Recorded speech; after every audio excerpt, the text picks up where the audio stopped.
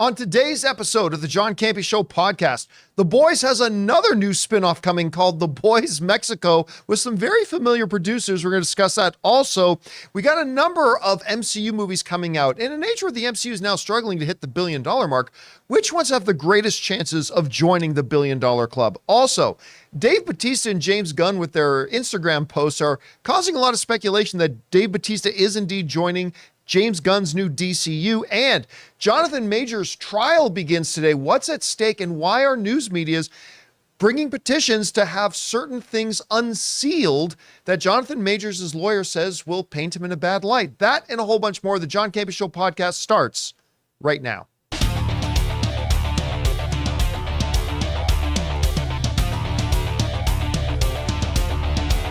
Well, greetings and salutations, everybody. Welcome to the best damn movie-related show on the planet Earth, the John Campea Show podcast, coming from right here in our quaint little studio, brought to you in part by our friends at Mint Mobile.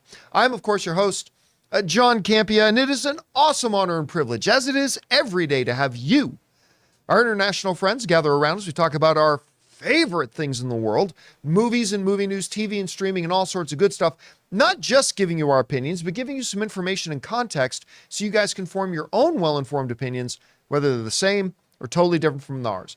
Joining us in the studio today, we got Ray Ora. Let's go, champ.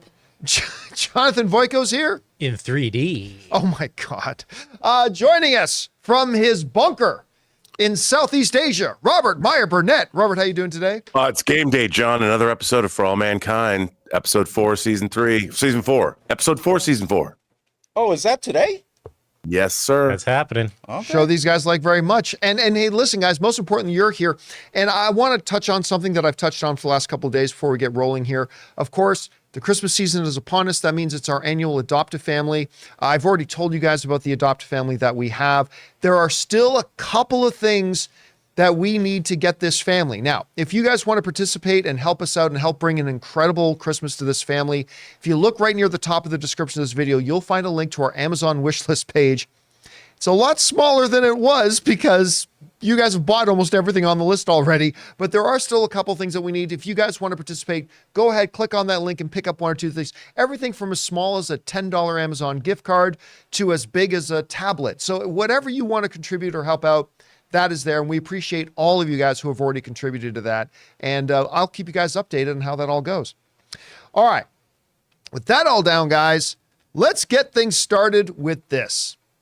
There's a new spinoff to The Boys called The Boys Mexico coming. Now, listen, you guys know I think The Boys is one of the greatest things that's been on television in the last number of years. It's a brilliant show, and you know what? One of those few shows that's based on source material that, I'll say it, I think in every way exceeds the source material. I think this is a comic book show that is significantly better than the comic book itself.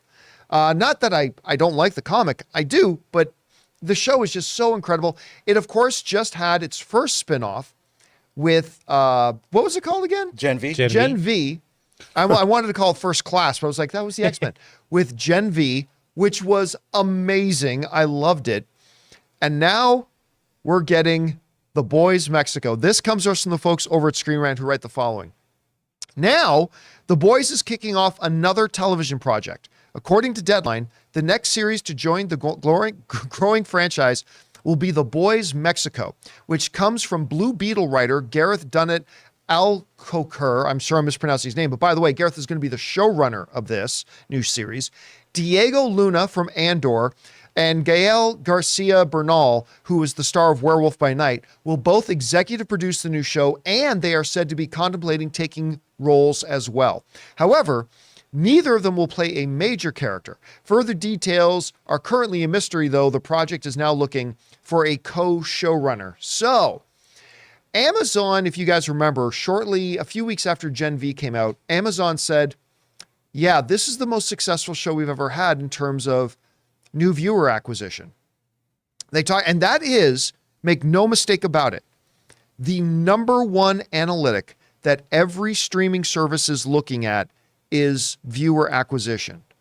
That's the number one. They don't care if one show gets 1 billion views and one show gets 500 views. If the 1 billion view show got 7 new subscribers who signed up because of it, and the 500 view show got 20 new subscribers, they're going to consider that the more important stat. So, and they came out and said that, Gen V was the most successful they've ever had in anything like that. The Boys is clearly one of the most successful shows that they've ever had. It's not surprising that they're looking at expanding this world. And on the one hand, I'm all for it. I love The Boys. I love Gen V. I think the way they have approached these shows and do these shows, they are not only thoroughly entertaining and make me laugh and all that kind of stuff, but they tell some really great stories as well. They take common, real human dilemmas and then transpose those over top of this wacky genre that they've kind of put together and created for The Boys. And I love it. But I do have one hesitation. And I don't know how you guys are going to feel about this. I have learned that there is indeed such thing as too much of a good thing. And what we've had, like, look at the Marvel Cinematic Universe. The moment that they started to go, you know what, let's just make 8 things a year. Well, quality starts to drop. It becomes a little bit oversaturated. Now, I'm not saying that's what's going to happen with the Boys universe. I'm not saying that just having a third show is necessarily going to do that. But I do worry a little bit that, are you stretching this a little bit too thin?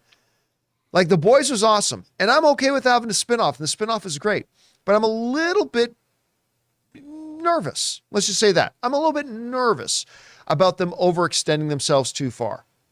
That being said, the whole notion of The Boys Mexico sounds awesome to me. Having guys like Luna, like Gale involved, I think it's going to be very exciting for a lot of people. So let's see how this one turns out.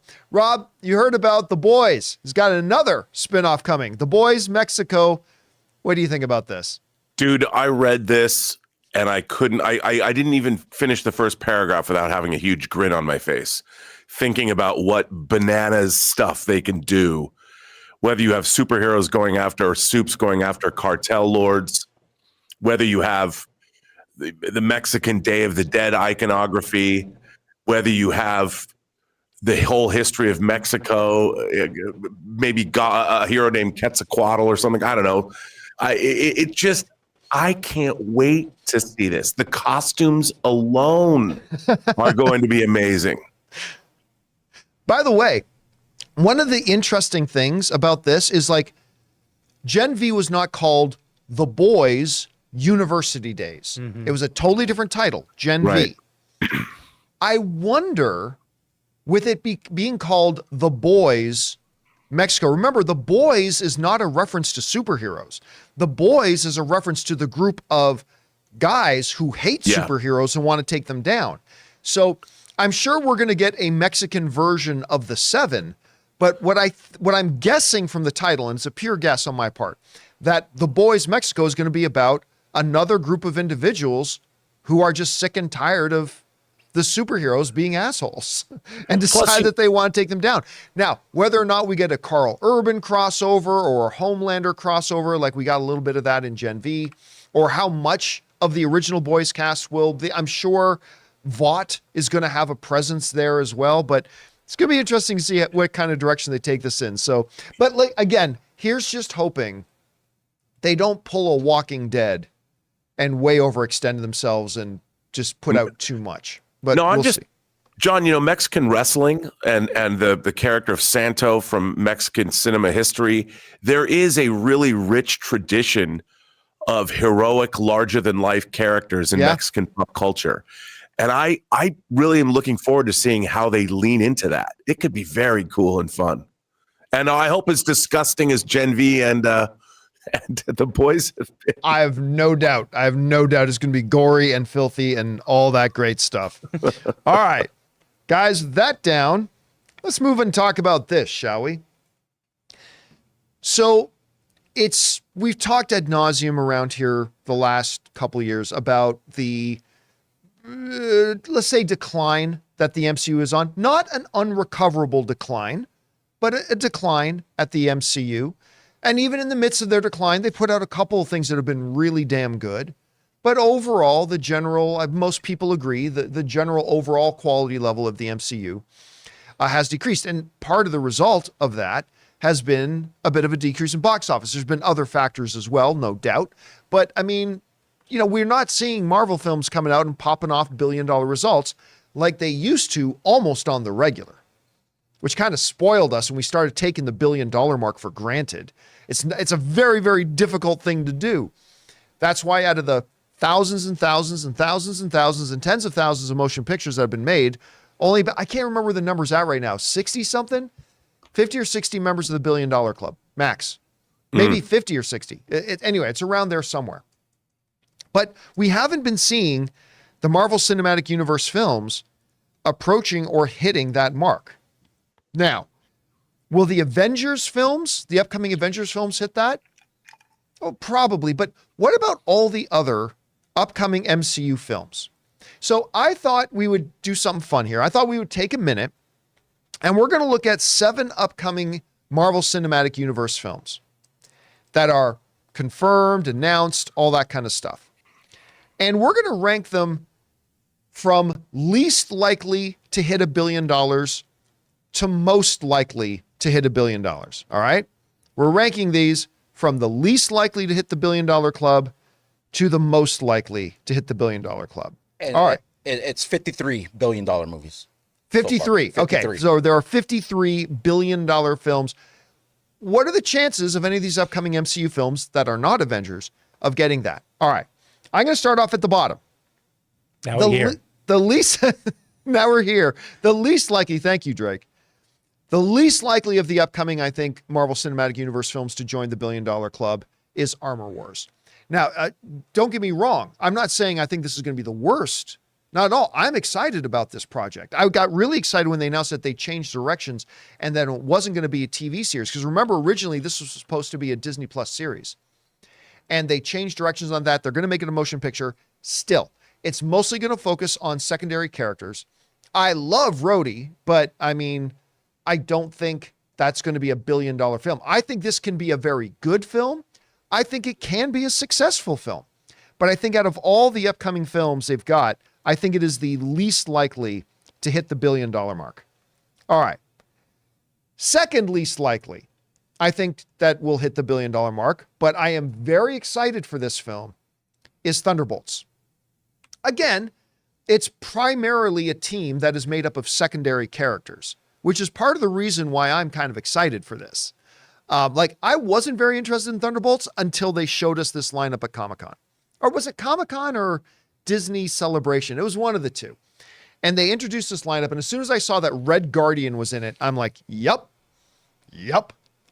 But this could be the recipe for a very good film, and I hope that it is. I don't think it's the recipe for a $1 billion film, right? I think they take this, if this thing hits $500, $600 million, I'm not saying it will, I'm just saying if it does, I think they got to take that as a big win and then move on from there and maybe turn it into a new franchise and can grow from there. All right. The third least likely of the new films to make $1 billion is Blade. Has to be made first. Well, yeah, number one, it's got to actually get made and it's got to actually come out in theaters. But also, listen, the other Blade films that are much celebrated never came close to whiffing the $1 billion mark. This is going to be a new thing they're going to try. You do have a two-time Oscar-winning actor in Mahershala Ali leading the film, if he's still there by the time they get around to shooting this thing. And that's why I think it has a better chance than Armor Wars. I think it has a better chance than Thunderbolts, but I don't put it, near the top of the likelihood to hit $1 billion. So that's the third least likely. All right.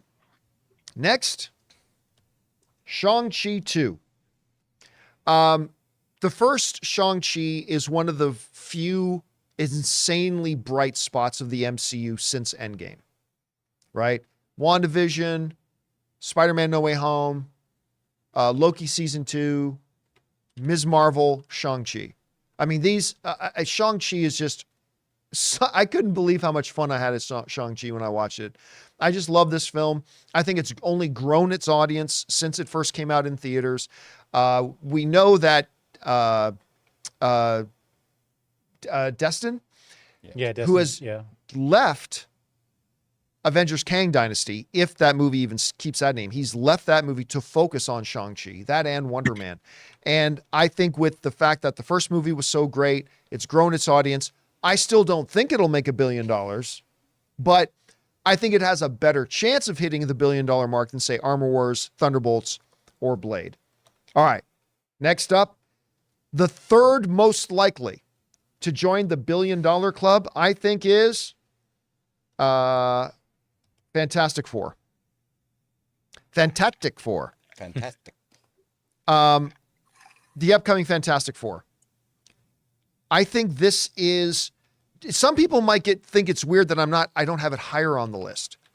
But here's the reality. There is some uphill battle that they're going to have here, right? There have been no less than, 3 or 4? 3 theatrically released Fantastic Four movies, right? Mm-hmm. There were only 2 with Chris Evans, right? Am I right about there's that? only 2. 2 of those. There yeah. wasn't a third. Nope. Okay. No third. So they had those. Then you had, the CGI Ben Grimm one and the one with Michael B. Jordan.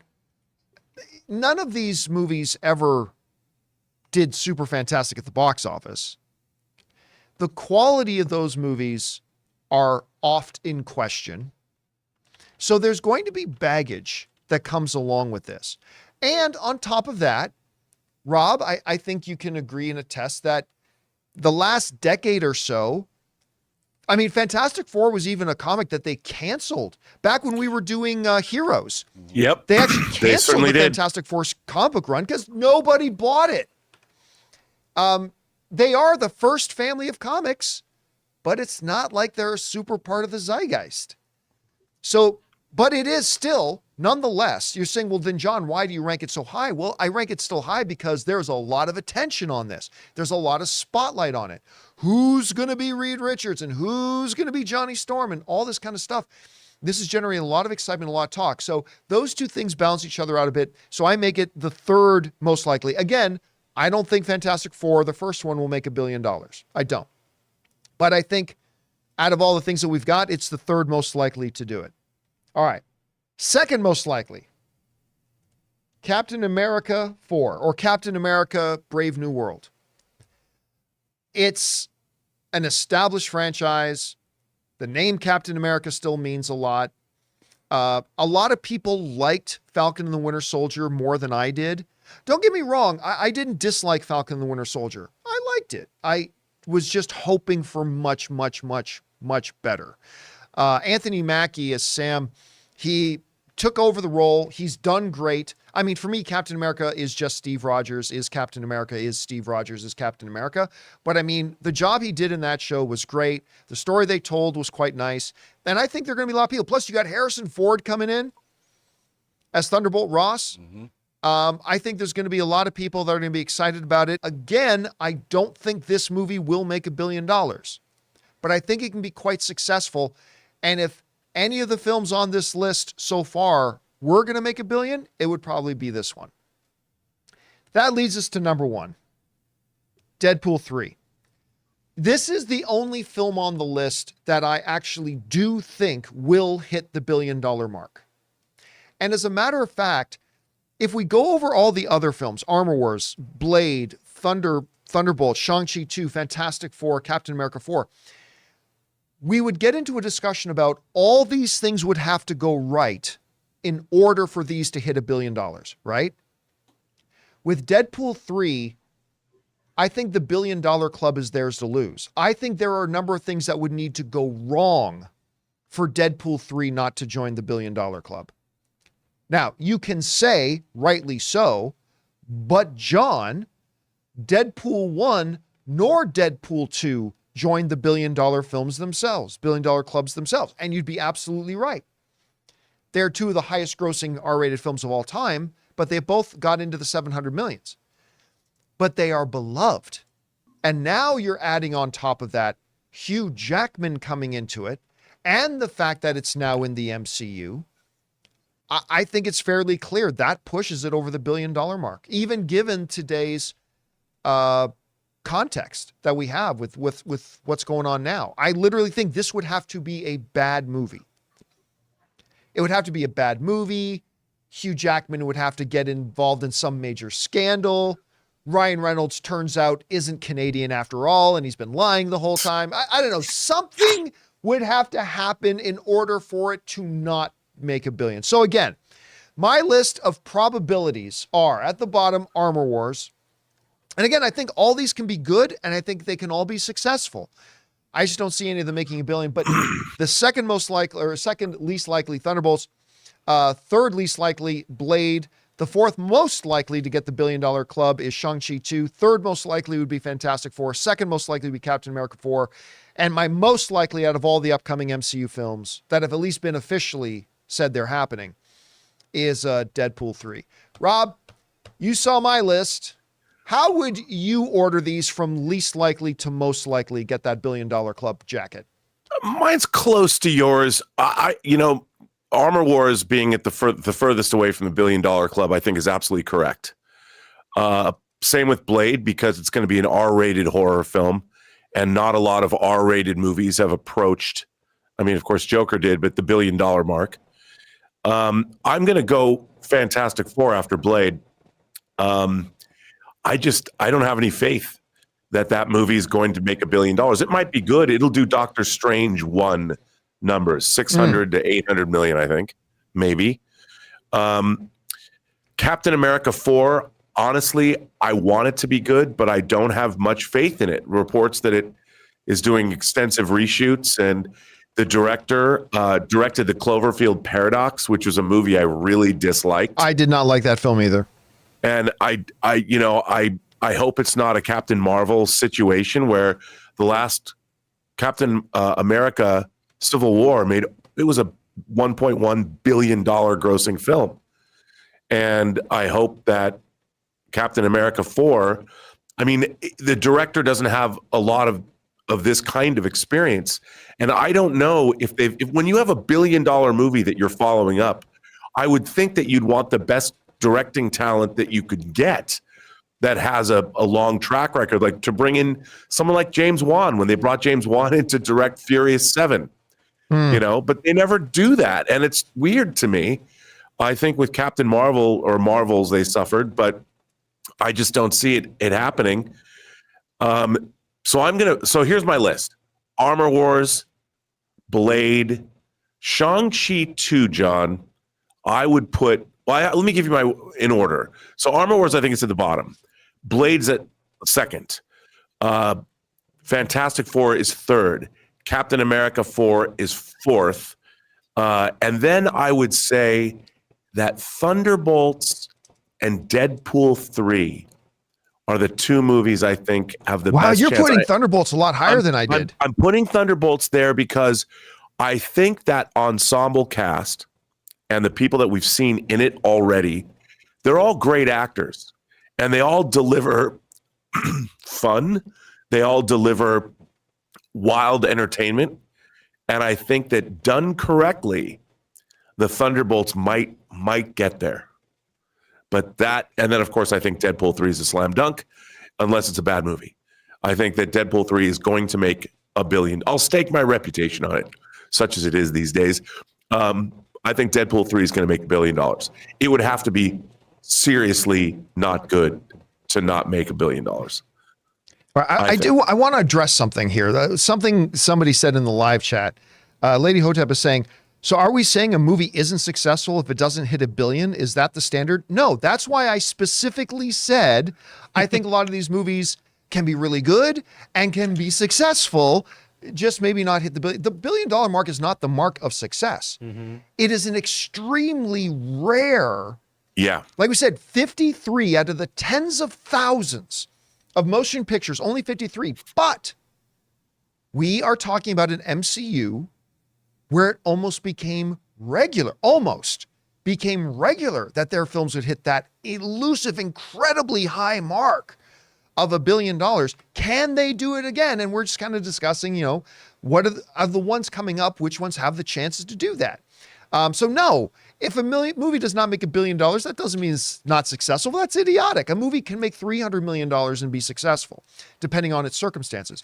But we're talking about that upper echelon, the most exclusive club in movies, the green jacket, if you will, of getting into that $1 billion club, something that is so rare that Marvel used to do on a regular basis. And we're just wondering which of their projects can still do it. I will say, in terms of Marvel, if there's a movie that becomes a billionaire or joins the $1 billion club, there's more likely a chance for a sequel. Well, I mean, that's Right. true. Look what happened with Joker, right? Joker was never supposed to have a sequel, ever. Right from the beginning, they say this is a one-shot movie, period.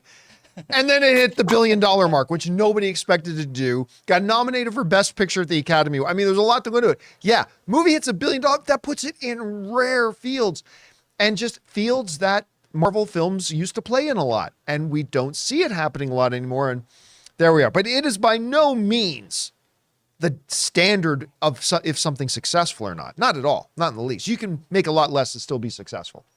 All right, guys. With that all down, we still got to talk about this stuff with the social media postings by Dave Bautista and James Gunn. Have a lot of people speculating if Bautista, which has been speculated before, is going to actually go over and join James Gunn in the new DC universe. Also, Jonathan Majors, his trial begins today. He's in court right now. We're going to talk about some of the things that are at stake and one of the more interesting things about what the news medias are trying to get released.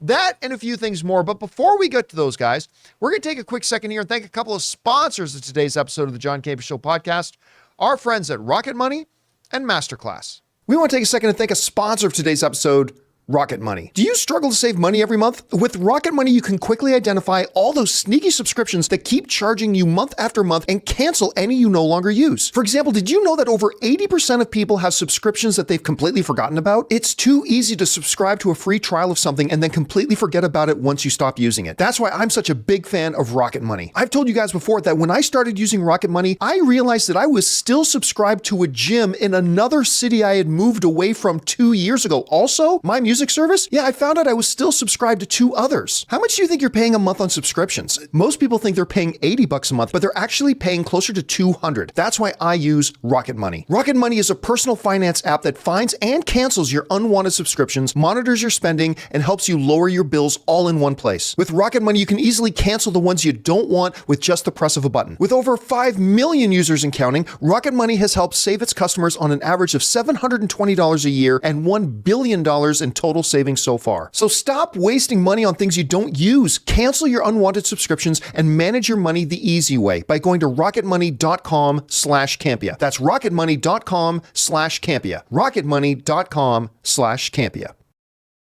We want to take a moment and thank the sponsor of this video, MasterClass. Guys, as a small business owner, I am finding myself having to be in negotiations all the time, whether it's with new contractors, vendors, or even agencies that represent our company. Now, I don't like to go into these negotiations unarmed, so I found the perfect class on MasterClass, The Art of Negotiation by Chris Voss, a real-life former FBI lead hostage negotiator. Taking this class on MasterClass made me feel a lot more equipped and confident going into all these various negotiations I have to do on a regular basis. With MasterClass, you can learn from the best to become your best anytime, anywhere, and at your own pace. An annual membership starts at just $10 a month, and you get unlimited access to every instructor, thousands of online lessons, exclusive content, insight, and much more. There are over 180 classes to pick from, everything from filmmaking with Martin Scorsese all the way to cooking with the great Gordon Ramsay. In MasterClass, you will find practical lessons that you can apply to your life and work. So guys, get unlimited access to every class, and right now, as a John Campea Show listener, you can get 15% off when you go to masterclass.com/Campea. That's masterclass.com/Campea for 15% off an annual membership. masterclass.com/Campea. And thank you to our friends at Rocket Money and MasterClass for sponsoring today's episode of the John Campea Show podcast.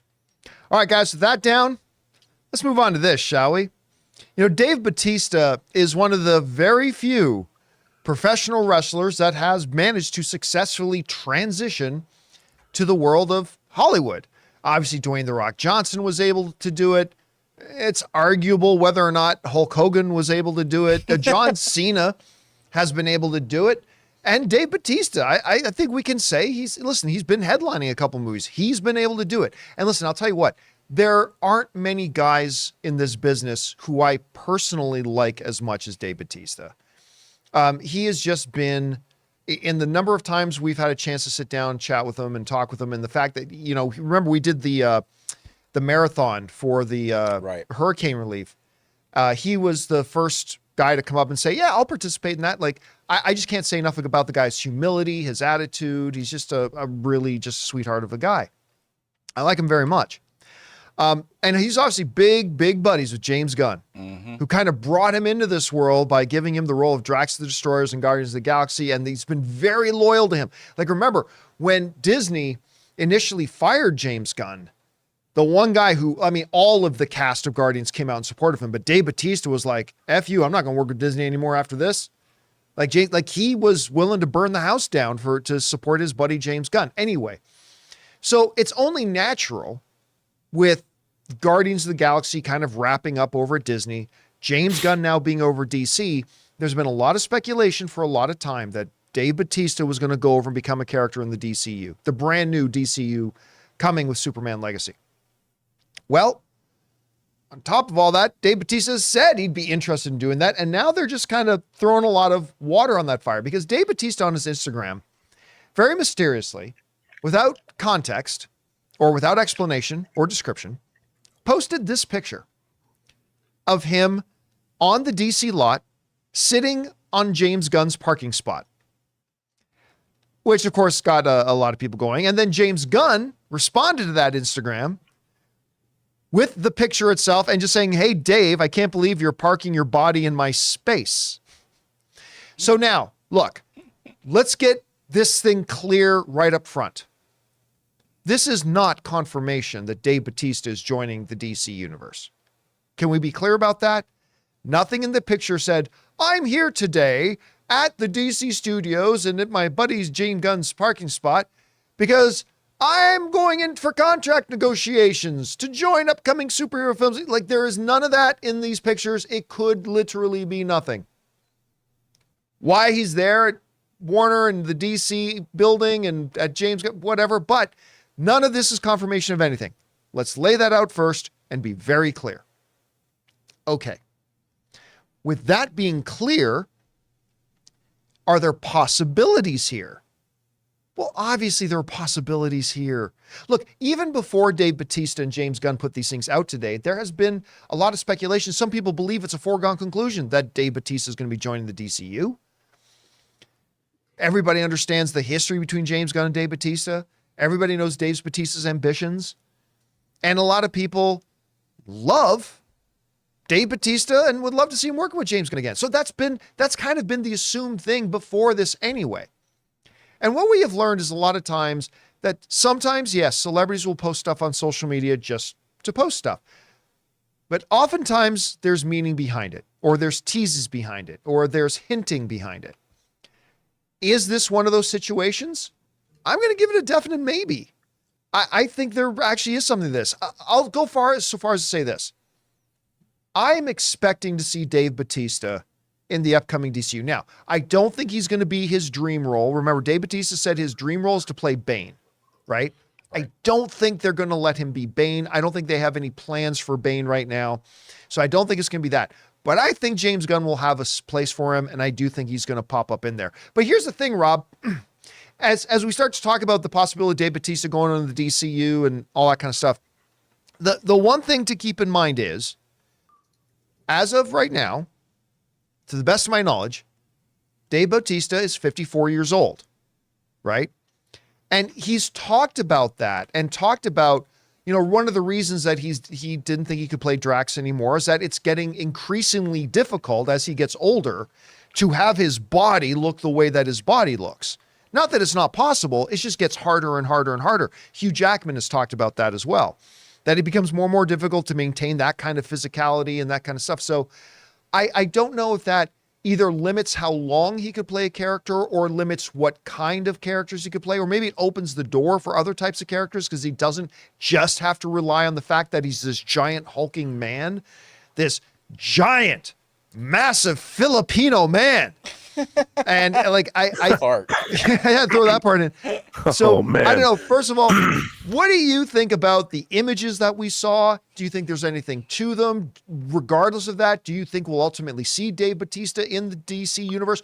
What type of character could we see him as? What do you think? Well, first of all, Dave Bautista was in Blade Runner 2049 And he in was the really beginning of good that in it. movie. He was really good in it, and he did that one of those shorts for that. It supported that movie too, and he was great in that as well. Seeing him in a serious villain role, I mean, I love him as Drax, but he could be somebody really scary. His physicality. I mean, he looks like a superhero. And if you put him in the proper, like he could be Mongol on Warworld or something, or do like what Josh Brolin did for Thanos. And, you have because Mongols vaguely looks like Thanos. He could be somebody like that even. I think that putting him in the DC universe is a no-brainer. And the fact that he has such a long-term relationship. I mean, after all, it was James Gunn who really believed in his abilities as an actor to pull off the character of Drax. It's funny. I can't imagine many other people could have done that role. Shirtless the way he did and bringing that sense of humor the way he did. It was visionary of Gunn to see that in him in the first place. So I think we might see him as a villain. I could see him playing like I know I go to this name a lot, and there would be some adaptation involved, but I look at it like he looks so scary when he wants to, right? I could see him as like a cagey beast. I could see him as, I mean, what about Slade? What about Deathstroke? Like a senior, because Deathstroke is supposed to be older, right?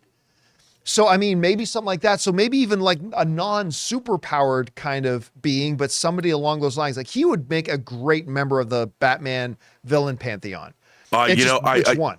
Now that you're saying that, can you imagine the fight scenes they could do in a Batman movie against him?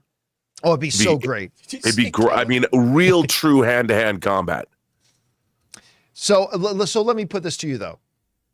What would you say is the over-under number for seeing Dave Bautista in James Gunn's DC universe? Oh, I think it's over 50%. So you're going to go, so it's better than a coin toss? Yes. All right. Yep. Guys, we're going to ask you, do you think we're going to see Dave Bautista in there? Do you want to see him in there? Who do you think he could play?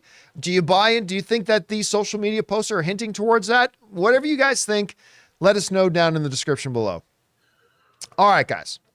With that down, let's move on to this. Maybe one of the most significant things in the Hollywood industry right now that's taking place and what will really shape the future of some major franchise isn't happening on a set. It's happening in a courtroom, because today's the day. The trial of Jonathan Majors has officially begun. And there's a number, we're going to talk about what's at stake here, but also some of the interesting things that are happening. This comes to us from the folks over at Deadline, who wrote the following. After repeated delays and clashes between lawyers over conduct of the case, Jonathan Majors goes on trial this morning in New York City on misdemeanor charges of assault and harassment. If found guilty, and remember that's a giant if found guilty, the Creed 3 and Loki star faces up to a year in prison and untold consequences for what remains of his career. Majors likely will be in the Manhattan courtroom as jury selection begins today. A New York judge, now this is where it gets interesting. A New York judge is expected to hear a motion from a handful of news organizations to unseal documents in the case that sources tell Deadline contain information on potential past incidents involving the actor. All right. So as we dive into this, I want to start off with what we should all start off with in understanding this. A presumption of innocence, right? You are innocent until proven guilty. He has been charged. He is now facing trial. He might end up being found guilty, but we all should assume his innocence until such time as that happens. Okay? That being said, there's a couple of really big things at stake, and it's not just for Jonathan Majors, right? Obviously, it starts with Jonathan Majors. His career's already taken a couple of hits. His management company dropped him. I think it was CAA actually said they dropped him even before this incident because they said of the quote unquote brutal way in which Jonathan Majors treated CAA's staff. But also his publicist dropped him and all this kind of stuff. There was his magazine Dreams, which is the bodybuilding movie. Right. Disney has pulled that from the release schedule for now. If a not guilty verdict comes in, you can bet that it's going to go back on the schedule real quick. So all this kind of stuff. But what's going to happen with Kang? Because ever since Jonathan Majors got in this trouble, what's happening, not just with the future of this one character, the problem for Marvel has been this one character was kind of at the center of their plans for their entire cinematic universe for the next number of years. And what do? Marvel has adopted a wait and see mentality, which is probably the best approach for them to take right now. So they went ahead with Loki season 2 and all that kind of stuff, but also preparing for the worst in case they have to. But the entire direction of this cinematic universe hinges on that. Now, there's already been a lot of speculation that maybe Marvel was planning to pivot away from Kang anyway, just kind of because the storyline hasn't really taken root or won over a lot of people, but also because of a precaution what's going on with Jonathan Majors. And if in the event that he's found guilty of this, obviously they have to pivot and go in a new direction or recast or one or the other. So there's a lot riding on this for Jonathan Majors' career, and also for what direction is the largest franchise in the movie business, the Marvel Cinematic Universe, going to do as a result. This brings us to this really interesting thing in this introduction and the deadline point, though. I want to read it again. Today, a New York judge is expected to hear a motion from a handful of news organizations to unseal documents in the case that sources tell Deadline contain information on potential past incidents involving the actor. Now, we had been teased with this I think about a month or two ago, when we found out that Jonathan Majors' representation petitioned the court to seal certain information because they thought they didn't want the public to know this information because they thought it would look badly on their client and all that kind of stuff. So this is going to be very fascinating to see. If the news organization's motion to unseal those documents happen, what does that do? Now, could it be something that is a testament to his guilt? Well, then that's horrible. Is it something that's just very embarrassing for Jonathan Majors that isn't necessarily relevant to the case? If that's the case, then I hope the documents stay sealed. You know, Jonathan Majors likes to touch himself while eating McNuggets, and we have video. Well, who cares? Who cares? That has nothing to do with the case. That stuff should be kept sealed. There's nobody's business about that. If it's stuff, as Deadline was suggesting, that maybe it's stuff that points to a pattern that he's done this before, maybe that becomes relevant. Maybe that should be unsealed. I don't know, but it's going to be very, very interesting to see, number one, if those documents and that information gets unsealed and becomes available to the public. Then number two, what does that do to the public's perception of the situation? And then number three, does it have any bearing on the case whatsoever? So that's going to be interesting here too. Rob, I can't remember how long ago we first got wind that Jonathan Majors was going to be arrested, was going to be charged, all this kind of stuff. And now the trial date has finally begun. Disney has, again, taken the wait and see approach. But again, there's a lot on the line for Jonathan Majors and for Disney. What do you see being at stake here for everybody involved? And what do you think is going to happen with this information and these documents that they've got sealed right now that they're trying to unseal, if anything at all? How do you see this? Well, one thing, I mean, Jonathan Majors himself, his star is definitely on the rise. He's an incredible performer. He is an electrifying presence to watch on screen. So his whole career could be torpedoed here. And then I don't know, unfortunately, what will happen. I mean, I don't know anything about Jonathan Majors' personal life. So you just never know about people. So it's hard to say one way or another what these revelations might possibly be. But if he has a history of bad behavior that has been covered up or not, there's been no light shined on it, and this event is going to bring that to light, it's probably better that they do this now than stay when he's in an Avengers movie. I think it's unfortunate all the way around because no one's going to win in this situation. Even if he's exonerated in some way, he's already had his good name dragged through the mud. And in terms of Disney, the one thing they can always recast. I mean, Terrence Howard, because of off-screen difficulties, was replaced as Rhodey in Iron Man, and we got Don Cheadle. And I love Don Cheadle. And I think he's been terrific in the films. He still has one of my favorite lines, which we're all about that superhero life. Which hey, it's such a great line. He was so good. And the thing is, they didn't even give him a close up when he said it. I wish they did. But I think if Jonathan Majors doesn't end up playing Kang, hopefully they can find someone else that can be just as effective. They seem to be moving forward with the Kang dynasty, and Kang. While I don't think Kang has been done well yet in the MCU, I love that storyline, the Kang storyline. And if they have to recast, they can, because there's different variants in the multiverse. So I wish everybody the best. Here's the part that I think is potentially really unfortunate. Let's say that Jonathan Majors gets a verdict of not guilty. Right. What will become very sad to see is if he's not able to recover just from the charges themselves, because he's already lost his management, his publicists. He lost a couple of projects, all that kind of stuff. Now, obviously, the ideal outcome would be if he's found not guilty. The ideal outcome is he's able to get right back to it, right? Because like you said, before these charges happened, he was one of the most on the rise stars in the business. Yeah. I mean, he's a movie star. What's that? He's a movie star. Oh, he's an absolute legit movie star. He was so good in Lovecraft Country, which put him on, I think, everybody's radar.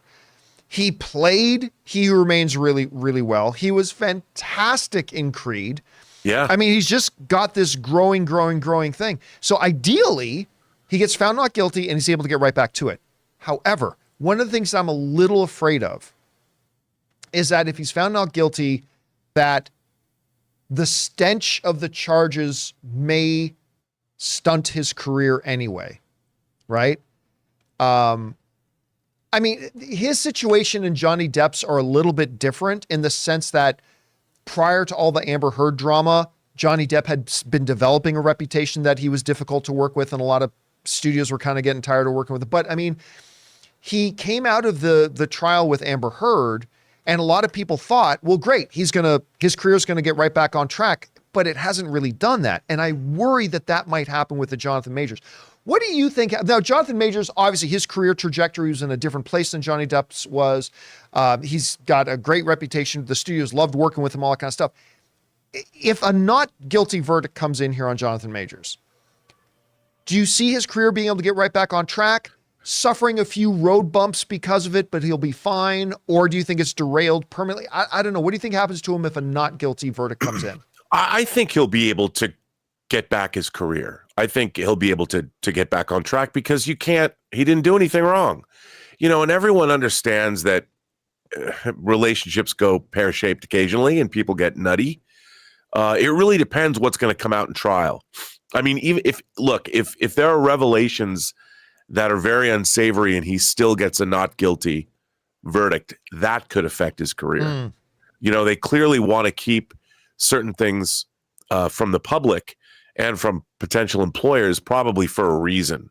So it really depends what it is they're trying to hide and if they're going to be able to keep that stuff under lock and key. So it depends. I mean, it really depends how it all goes. To your point about how, hey, he could be found not guilty, but if certain things come to light. Yeah. So a situation I think of is like that of Armie Hammer, right? Like Armie Hammer got not found of certain crimes, but things came out about things that he did do that may not have, equalized criminal offense and he goes to jail, but things that came out and it kind of still, derailed his career. So, I mean, that could be the case. It's going to be very, very interesting to see how this goes. And again, the main reason I get really interested in this one is not because an individual's chart, but it's like this has a direct impact on one of the biggest movie franchises in all of history. Yeah. And it's going to be really interesting to see how this all unfolds. All right, guys. With that down, we're now going to move over and start taking your questions, thoughts, and opinions. If you guys are watching live and you have a thought, question, or opinion, go ahead and use the super chat feature. It's still open right now. We're going to be turning it off soon, but it's open right now if you have a thought, theory, question you want to fire in. And also, of course, a little bit earlier, we asked our beloved YouTube channel members to fire in some questions, and we'll get through a bunch of those as well. But before we do, we're going to take a quick moment and thank the main sponsor of the John Campea Show podcast, my mobile service provider, and they should be yours, Mint Mobile.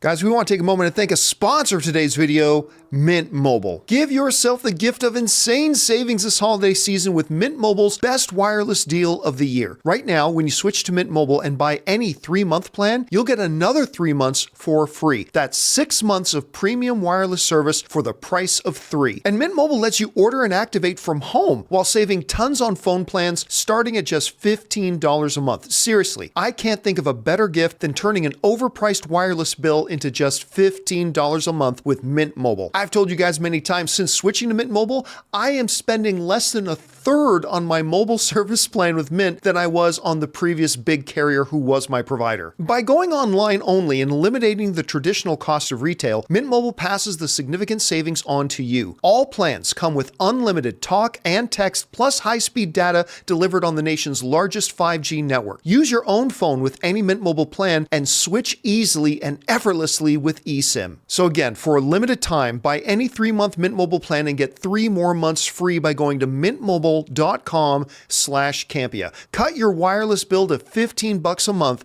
at mintmobile.com/Campea. And thank you to Mint Mobile for sponsoring the John Campea Show podcast.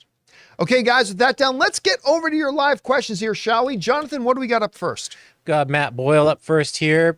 Just watched Memento for the first time, and damn, that movie was amazing. Rob, I remember the first time I saw Memento, and it was one of those moments where we've said this to ourselves a number of times, but this is one of the biggest when I said to myself, I've never seen a movie like this at the time. Now, we've seen other films come out since that have kind of been reflective of it, but I mean, it's the movie that got Christopher Nolan made films before that, but this is the movie that put Christopher Nolan on the map. It's the movie that got Christopher Nolan the Batman trilogy. It's still a lot of people's favorite Christopher Nolan film. Mine is Insomnia, but Rob, what did you think about Memento? Oh, I'm a huge fan. As a matter of fact, I mean, I know this won't excite you, but I just got a great box set physical media Blu-ray edition of of Memento from 101 Films in or was it 88 Films? 101 Films in the UK. You know, what I loved about that film was it showed us something in a new way, like a thriller, a crime story, but told backwards, and the idea that from Guy Pearce's perspective, we could never, his short-term memory was shot. So it just had this really irresistible premise that is you can't not just be entranced by it when you watch it. And I think it has a lot of, even though I've watched it both in order and then the way it originally was in the theater, because you can watch both versions of it. It's a fascinating film, and it has great performances in it, and I always see something new in it. It's kind of like, you know, The Usual Suspects. When you know the revelation, you can go back and sort of watch it again and pick things out you didn't notice the first time. It's a beautifully made film, really well acted. I love it. All right, what's next? Kyle Schneider says there's only been 2 AMC Screen Unseen, but so far it's been the same 2 movies as the past 2 Regal screenings. It must be a collaboration. I don't know that it's a collaboration so much as it is studios that are willing to have their films be in a secret screening or a Screen Unseen. By the way, Rob, like this, I really was convinced that this Monday Screen Unseen was going to be the new Joel Kinnaman film Silent Night, but it ended up being the Jeffrey Wright film American Fiction. Oh, have you seen the trailer for this movie? Dude, yes. This thing has Best Picture screaming all over it. Like I haven't seen the film yet, but I mean, like the marketing for it, the trailers for it. I've loved Jeffrey Wright for a long time. The dude is awesome. This looks like it could be like a legit Oscar platformer for him. The movie looks incredible. Are you looking forward to this one? Dude, that trailer makes me howl. I've watched that trailer like 10 times. I can't wait to see it. You know what? I think it's the perfect movie for this time. You know, sometimes you get a zeitgeist movie that you're like, yes, man, this does speak to today. And I love Jeffrey Wright. And this looks great. All right, what's next? We got Raymond Verado who says The Boys Mexico, Y Tu Mama Tambien reunion. It kind of is. Yes, it is. Man, might have some of those overtones too. It a little bit. Listen again. Am I a little bit afraid they may be overstretching it? I'm a little bit afraid it's becoming the next Walking Dead. Yep, I am a little bit afraid of all that. But it doesn't hinder any of my excitement for anything. Anytime I get to see more of the Boys world on screen, especially with Gen V being so good, I'm all for it. All right, what's next? Raymond is back on THR. Zack Snyder says he'd do an MCU movie if it's Frank Miller's Daredevil Elektra Lives story. Get ready for all Daredevil Snyder cut calls. Yeah, you're not going to see. I don't see that happening. That's not going to happen. It's just simply not going to happen. By the way, I am very curious to see Rebel Moon. Like I think I liked Army of the Dead more than a lot of people did, but I just think this thing looks like it could be. Look, at the same time, Rob, Rebel Moon it's got that look, and we've seen projects like this. It looks like it could be really interesting and really good. And it also looks like it could be a total disaster. I liked Army of the Dead, and I like all the people who's got involved with the film. It's an interesting approach. I'm looking forward to seeing it, but yeah, you're never going to see him direct an MCU. You're never going to see the MCU having him direct a film there. I don't know. What do you think? No, I agree with you there. I don't think he's ever going to do an MCU movie. Why would he want to go back to superheroes anyway? I think he's got his own thing going with Netflix. I will say this. My fingers are crossed for Rebel Moon, John. I look at it, when I watch that trailer, I'm like, my 8-year-old self would have been salivating, would have been just wrecked with anticipation to see this film. And, you know, myself today is kind of too. It looks like we talked about. If it's Battle Beyond the Stars remade for the modern age, bring it on. I can't wait. All for it. It looks awesome. Again, one of the things that I'm really curious to see is and I'm freezing on the girl's name again, the lead Sophia Boutella. Sophia Boutella. Mm-hmm. By the way, if you want to treat yourself, go on YouTube, look up Sophia Boutella dance videos. She's legit like one of the greatest dancers in the world. Like her videos will throw it. I'm very, very curious to see, can Sophia Boutella move from playing smaller characters and smaller roles in movies and be very good at that. Can she actually be the lead of a movie? And she looks pretty badass. I mean, she looks badass, but we haven't seen a lot of acting in the trailers yet, right? Because they're trailers, right? So I'm very, very curious to see if she's going to be able to make that jump. It's going to be really cool to see. All right, what's next? All right, we got Jordan Peters who says, if Illumination can make their animated movies for $100 million and under, why can't Disney? Wish being made for $200 million makes no sense to me. One of the things that I'll say, I'm not saying the movies are better. Their movies look better. Like they just do. They look better. And I say this as a fan of a lot of Illumination stuff. Like, and their movies not looking as good as stuff coming from Pixar and whatever doesn't deter me from liking it. But there's also an artistry to it, right? And there's just, when you just sit down and visually look at the films that come out from one studio versus another, one looks a lot better, which involves more time, more gear, more stuff like that. It just makes for a more expensive process. But that's probably a part of it as well. By the way, I don't think migration is going to do all that great. I'm not interested in migration. You remember they did a presentation for it at CinemaCon last year, Rob? I don't know that I have any interest in it. What about you? Nah. I mean, I try and be interested in everything, but I don't know. All right, what's next? Big Roy says, "Hi John, do you think movie theaters should offer esports tournaments final screenings? As a gamer, I don't see how it could not make tons of money. I do believe AMC in one of their quarterly Yes, they did. Yeah, quarterly earnings meetings said that they were open to that. Yeah, listen, right now, the exhibition industry, which is the movie theaters, they are very much looking for alternative programming.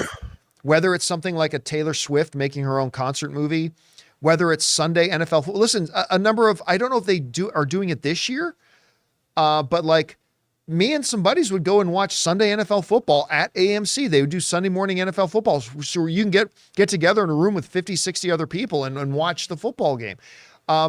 They're looking at doing different things like that. If they believe, and believe me, they do studies on this. If they believe putting esports in there will actually have people buy tickets and come to their theaters, they'll do it. Like, that's the thing. Money will make them do it. So they're going to study it for sure. All right, what's next? Arun says, "Hey John, I saw the Ben Kingsley indie movie Jules. The movie is fantastic with really good direction and excellent performance by the leads. Totally recommended if you haven't seen." I have not seen it. I love Ben Kingsley. Even when he's in bad movies, I like Ben Kingsley. He's been great. But, I mean, beyond, whatever he's done in the comic book genre and take that for what it is, or playing Gandhi or whatever, his performances, remember Sneakers? Yeah. Oh man, he was so good in Sneakers. But that movie's really good. Yeah. No, he won his Oscar for Gandhi, but I mean, he's had other, I believe, Oscar-worthy performances as well. But unfortunately, this is one I haven't had a chance to watch yet. All right, what's next? King Daddy Goat says from yesterday's convo, Avengers Secret Wars. That's pretty good. I got a lot of messages overnight because Rob, you weren't here, but I was talking about, somebody wrote in saying, man, I miss being super excited about the Marvel movies and having these big cheer moments. And I said, yeah, because Endgame, the portal scene. But I said, even before Endgame, Infinity War, that scene in the first act of the film where Proxima Midnight and the other are chasing Vision and Wanda, and they're about to get killed. And all of a sudden, bang, a shield hits, camera cuts, a train going by, the train goes by, and you just see this shadowy figure, and then Steve Rogers stepping out from the shadows. I said, with facial hair that makes him look like he recently made some bad sexual decisions. And it was just an off the cuff, but I got so many messages about that overnight. But it did look like he recently made some bad sexual decisions. That's all I'm saying. But it's one of my favorite moments. Captain America stepping out of the shadows in that scene, I think, is one of the best moments in comic book movies ever. I love it. Do you have any that stand out to you as like a moment in a comic book movie that you still think about all the time? Yeah, in Civil War, where the silhouette of Steve Rogers and Tony Stark fighting. Oh, it's so good. Mimicking that classic comic book cover. Yes. And it's, this is going to seem strange, but it kind of reminds me of a scene in Flashdance where you see Jennifer Beals dancing in silhouette and backlit with the light coming through the windows. Yeah. I mean, I love shots like that, but it's so iconic. And when you get to that scene in the film and they're just pounding away, it's awesome. Stop. How much pounding? Pounding away. And what are they pounding? A lot. They were pounding each other. There's a town for that. My favorite has to be from the Avengers 1, where Steve Rogers is hitting that punching bag. And then he has that little thing with what's his name? Fury. And he's like, you should have left it in the ocean. Something like that. That's probably my favorite part. From that first Avengers movie too, just when Banner says, that's the secret, I'm always angry, and then turns and hits, I forget the name of the flying worm, just hits it with one punch and knocks it out. It's like that's like one of their great move. That intimidating flying worm. That's a breakdance move. Flying worm. Sounds like an SCD Steve Rogers picked up during his bad decision making. Flying worm. I got flying worm. Natasha, I got flying worm. All right, what's Snowflake. Snowflake. All right. I don't know if it's Karam or Karoom, but Elf, the movie turned 20 this month. The movie turned 20 this month. Wow. Which means that Will Ferrell is 20 years older than from that point. What? Oh, Man. Rob, how's this for an anniversary? Yesterday, one of our viewers reminded us that it is the 10th anniversary of Frozen. That was a wire disconnect in my brain when they said that, because I still think of Frozen as being a relatively recent movie. Say, oh yeah, it's been 10 years since Frozen. I'm like, what? Yeah. Oh, Wow. Oh, and 20 years since Elf. Oh my God. All right, what's next? Peach Mode writes, hey, John and crew, any tips for someone who has to film themselves for a competition? I typically only film portions of my workouts. Well, how do you have to film it? I need to know context. Are you talking about for like a training competition? Are you talking about for a poetry competition? Are you talking about for Pound Town competition? I don't know. Like what? I honestly. Well, that's not a competition. Everybody wins in that. What's the very basic you could go by? Okay, so here for anytime you have to record yourself, I would say, and this is not unique advice, but it's very much true. Look at the camera as though you are looking at a person, and talk to the camera like you are actually really try to get yourself mentally in the place that you are talking to an individual. That camera is a person, and you're talking to and communicating with a person. You're not making a presentation, you're talking to somebody. And I'd say that's the best piece of mental advice I can give about, having to pre-record yourself for something. But again, it all depends on what it is you're recording for. Lighting and everything too. Lighting, make sure you're. Oh yeah, lighting is always important. They're going to be in motion because it's going to be a training video. Maybe make sure your camera can Well, I would say if what he's saying is the most important, then audio is the most important. Oh yeah, audio. From a technical point of view, audio is even more important than your video quality. It absolutely is. All right, what's next? Gone with the Cheddar says, I saw The Holdovers yesterday. I didn't think it was going to be good. It's now my favorite holiday film. Paul Giamatti deserves an Oscar nomination. He very well could get an Oscar nomination for this. I really enjoyed The Holdovers. Again, you got the same pair working together again that had done just such a great job before. From Sideways, right? Yeah, that was they did Sideways together. I don't think it's going to end up in my top 5 of the year. Oh, that's what I was going to ask. Wow. But it's got a very good shot of ending up in my top 10 and very well could get an Oscar nomination. I thought it was a really special film. The ending I found tremendously sad. But it's a great movie. I loved it. All right, what's next? It's true.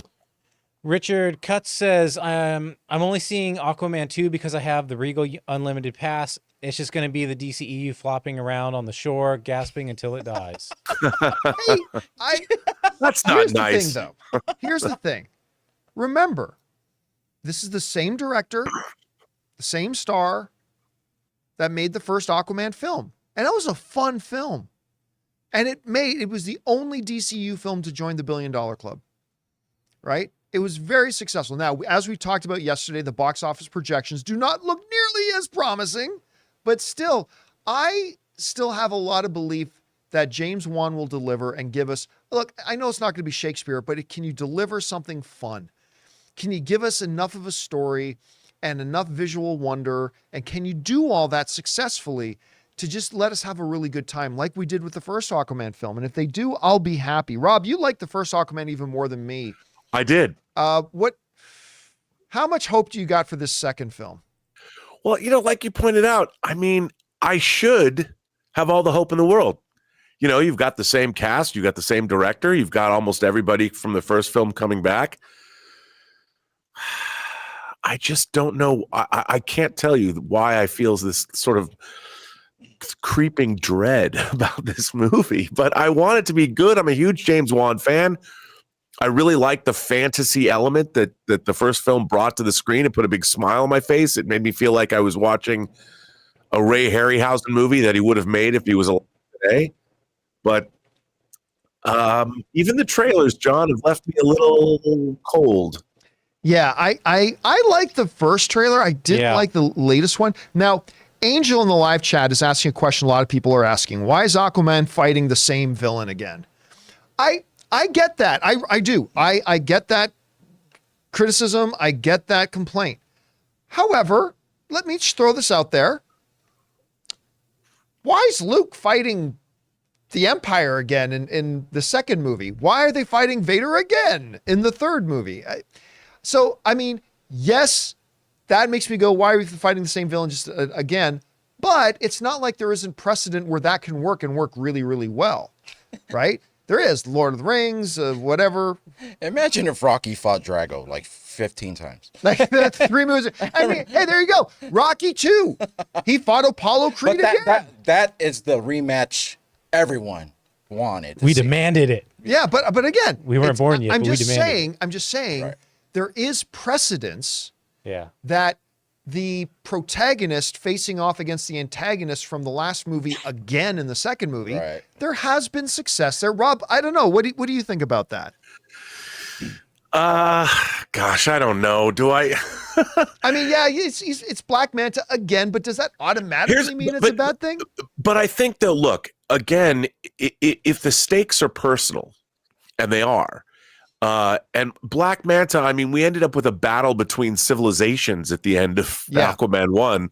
And I think this is really going to be Black Manta's movie. And Yahya, another great performer, who I thought knocked it out of the park. I didn't feel we got enough of Black Manta in the first movie. Well, because really, the antagonist of the first movie was actually Ocean Master. Right. Of course. It was P. Willie. P. Willie was P. Willie the bad P. Willie, baby. I kind of wish there was visually an upgrade to Black Manta. He kind of looks the same. He has the same suit. I kind of wish maybe we could see how he's because he hooked up with Randall Park, right? At the end of the... Yes, who has not been in any of the marketing here. So I don't know. I don't even know if Randall Park's in this movie. I'm going to give a ratings update. Godzilla still 100% and Silent Night at 76%. What? How many votes on the... Godzilla went up to 27. 27 reviews on Godzilla minus 1. Right. All right. When are we seeing that again? Tomorrow. We're seeing it tomorrow. At 5. All right. I am excited to see baby. it. I am excited to see it. All right, what's next? Renato gives some support and then follows up. It's official. Disney is killing the Fox channels brand in Europe, starting with the Portugal and replacing it for Star. So they're killing channels off. Or just transitioning them into something else. They're trimming the fat off. Yeah. I mean, and that goes along with what Bob Iger said when he took back over. They're going to streamline a lot of stuff. They're going to do cost reductions. They're going to do all that kind of stuff. And that sounds like it makes a lot of sense. We'll keep our eyes on that. Thanks for the update. All right, what's next? Logan writes, rewatch the X-Men films. Fassbender as Magneto is perfect. I've been at the mercy of men just following orders. Never again. Perfect. Tell you what, X-Men, help me out. Because it gets into a bit of a mesh here, Rob. But I think it was the Phoenix. I think it was Dark Phoenix when they showed that scene where Magneto had restarted his life with a woman, fell in love, had a daughter, and then his little girl got killed. No, I think that was Apocalypse. Was that Apocalypse? Okay, like again, those ones I didn't like Apocalypse all that much either. But I'll tell you what, Michael Fassbender, that moment, every once in a while, I love it when a hero character or or a protagonist or just a character you really like, when somebody just messes with them and you're like, oh, dude, you're fucked. And I remember watching that scene because I didn't like the movie very much, but that scene when the little girl dies, always like, you are screwed. Oh my God, you are screwed. And it's just a very satisfying cinematic experience when Magneto starts to unleash righteous vengeance. Well, in First Class, when he goes to Argentina, and takes out those Nazis in the bar. That's one of my favorite mutant scenes ever. Yeah. I mean, Michael Fassbender, first of all, let's say this. The Magneto, the Eric character was a wonderfully written character, just to start with. Michael Fassbender played the role so great. He really was, he was wonderful in it. All right, what's next? Mason writes, is it possible to work as an actor from prison? I'm sure there are ways. I'm sure there are ways. They could probably figure that out. Here's hoping it doesn't need to come to that, though. Okay, what do we got next? All right. Moving on to our members. Godzilla 2000 says, game day for me finally seeing Godzilla -1 tonight. Let's hope it's as good as they are saying it is. Yeah, because okay, look, I'll be honest with you. I'll be honest with you. There have been times that some smaller or indie or foreign film or something like that starts getting all this rave buzz. And then I see it and I'm like, that wasn't all that great. I mean, we've all had that experience, right? We've all had that experience. I really hope that's not the case with Godzilla -1. Because I got to say, the trailers have looked awesome. They've looked really good. And Monarch has me on a Godzilla high right now. Oh, yeah. So I know you're looking forward to this one, Rob. Dude, I am chomping at the proverbial Godzilla nuclear breath blast. I can't wait to see this movie. It looks like something I've wanted to see my entire life. What have you Bring it on. What have you thought about Monarch so far? You know what? I'm really enjoying it. I think it's intriguing. I think it's very interesting. I like the way that they've gone, the direction they've gone in, and for the look. I didn't expect it to be a monster fest. It's not called kaiju. It's called Monarch. It's about the organization. But the monsters we did get, seeing the John Goodman scene or whatever, where he's running from the giant spider that looked like it was right out of Johnny Quest. I love that. It was awesome. The Russells, man, killing it. Yeah, the Russells are killing it. All right, what's next? Apple 123 guy says, what's your favorite display of power by a comic book character in movies? For me, many subtle Magneto scenes come to mind. For example, using a necklace to kill an entire police squad. Yeah, Magneto's scenes in any of them. Like Magneto, like even in like one of those first X-Men films, Magneto taking all the police's guns and then just having them like, oh, so good. Man, I don't know. I'd have to think about that. That's a really good question, but I would really have to think. I mean, this isn't really in the spirit of what you're asking, but Man of Steel first flight, when he's first realizing he can fly, that use of power was just jaw-dropping, awe-inspiring. I loved that a lot. Rob, what about you? You got a moment in a superhero film where like a hero's display of power really stood out to you? The small I'll tell you, just because it resonates with me so much. In the original Superman, the movie, when Superman becomes enraged at Lois's death and decides to go back in time. Yeah. And he just screams, that the scream in his face. Mm-hmm. I don't think that's ever been duplicated, and then he puts his fists together like this and blasts out, and people think he's actually turning the world back, and it's so silly to me. Even as a kid, when I was watching it, I'm like, no, he's going through the time barrier. They're just using the earth rotating backwards as a visual representation of that. I love that. He was so angry and he decided to travel through time, and I thought that was the best thing ever. I still do. All right, what's next? We got Yo Tej. First posters for Godzilla and Kong. The new Empire just dropped, and it looks like Kong's going to have some help this time. Godzilla versus Kong coming to theaters is one of my favorite quarantine memories. Had the theater all to myself for an IMAX 3D showing. Dude, I remember that Godzilla versus Kong being one of... Now, my first movie back to theaters was X-Men First Class. Not First Class. X-Men New Mutants. Because a AMC in Las Vegas opened, and there were still no theaters open around us. And me and my buddy Soul, we got in the car, drove 3.5 hours to go to a movie. It was my first experience in a movie theater in like 6 months. And we watched that movie, got back in the car, drove 3.5 hours back. But not too long after that, Godzilla versus Kong, I think, was my first return to the movies in town. And Maybe it had something to do with how long it had been, but I remember having a total blast. Yeah. I had so much fun watching that. It's not a great movie, but I had a lot of fun watching it. So yeah, there's that too. All right. What's next?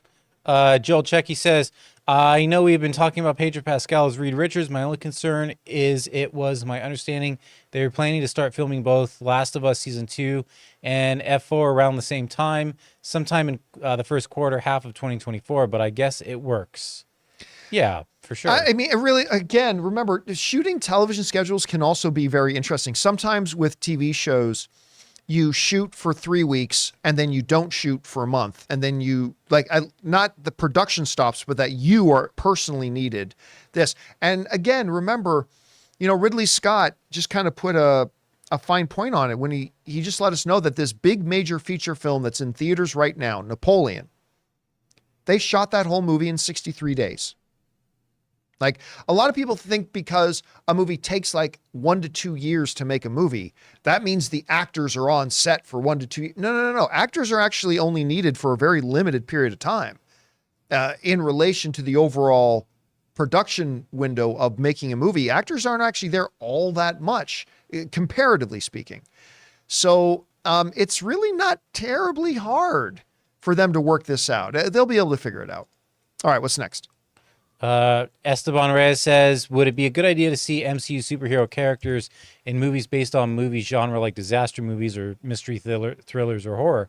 I know MCU movies have plenty of spice, but would love for them to tap into other genres other than comedy, action, which is a staple. I think they have already started to go into that. Again, it said a lot, but you look back to Captain America, the Winter Soldier, that is a 70s style political thriller. They've had heist movies. They did something like Werewolf by Night. They have transposed a lot of the subgenre stuff already. There are probably still some they can dip their toe into. But Rob, I know you and I have talked for a long time about not just the potential, but the need for comic book films to constantly transverse the subgenre thing. How well do you think they've done it so far? What are some examples that stand out to you, and how important is it that they continue to do that? Well, I mean, I think that we talk about Winter Soldier being a 70s conspiracy thriller. And I think even to the point where Robert Redford, who was in 3 Days of the Condor and All the President's Men, they bring him in, and that's really cheeky, but they have to do it well. And I think that Winter Soldier is a great example of that. They decided, okay, we're going to lean in this direction. They had a plot that was great. The idea of the surveillance state. And I think it is important that they do that, because superheroes, after all, are a way to examine all different kinds of storytelling. You can do it comedically. James Gunn leans into the comedy. You can do the Knights of the Round Table thing with big teams. But playing on different genre tropes, like Ant-Man leaned into heist movies, I think it keeps the genre fresh by mixing it with other genres, and I think they need to do more of it. Absolutely. All right, time for one more question today. What's next? Have you seen Agatha House of Harkness behind the scenes images? If so, what are your thoughts? From Great Box? Not just images, but they released, Rob, I don't know if you saw this. I did. They released a behind the scenes kind of sizzle promotional thing where you got Catherine Hahn talking about returning as Agatha. The first shot of, why am I forgetting April's name from Parks and Rec? I'm freezing on the actress. Aubrey Plaza. Aubrey Plaza, thank you. We got our first look at Aubrey Plaza in there and stuff like that. Listen, I'll tell you what. I am so excited for Darkhold Diaries for a couple of reasons. Number one, it's coming out of WandaVision, which I still think is the best thing Disney Plus has ever produced. And probably the single best thing that the Marvel Cinematic Universe has done since Infinity War. Number two, I love Catherine Hahn. This woman can do anything on a screen. So there's absolutely that. Number three, it is taking us into a new corner of the Marvel Cinematic Universe. Witches and witchcraft and all this kind of stuff. Now, you can say we got a bit of that in Doctor Strange: The Multiverse of Madness. Yes, but I think that scene in WandaVision when they flash back to Salem and you actually have the Coven of Witches and all that kind of stuff. If you give us a show that kind of revolves around that, I think that's really interesting. Yeah, Rob, I'll tell you what, dude, I'm really stoked for this show. And just seeing the behind the scenes stuff, seeing that this is again, it's the tangibilization. Where's your anticipation level like for Darkhold Diaries? I'm hoping it's great because, they really are going to delve into the supernatural in the Marvel Cinematic Universe. And I think it really needs that, especially before we get to Blade. And Catherine Hahn is such a tremendous talent. I just love watching her. And so is Aubrey Plaza, for that matter. I love watching her too. Yeah, and this won't be Aubrey Plaza's first foray into, the superhero genre. She, of course, was in Legion. Yep. And she was really, really good in Legion. Yep. So, and I'll always know her as April Ludgate in Parks and Rec. She was so iconic in that, and it's gonna be really cool to see her in this. All right, guys, and that'll do it for today's installment of the John Campea Show podcast. Thank you so much for being here and making this show part of your day. Big special thank you to all you guys who sent in those questions. Number one, because you gave us fun things to talk about. But number two, by doing so, whether you use Super Chats or one of our beloved YouTube channel members, you supported our channel while doing it, and all of us involved with the show. Thank you guys so very much for your support.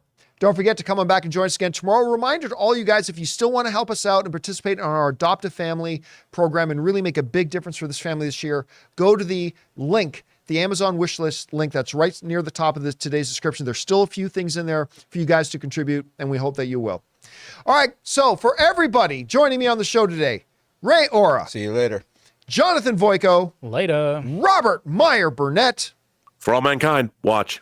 My name's John Campea, and until next time, my friends, bye-bye.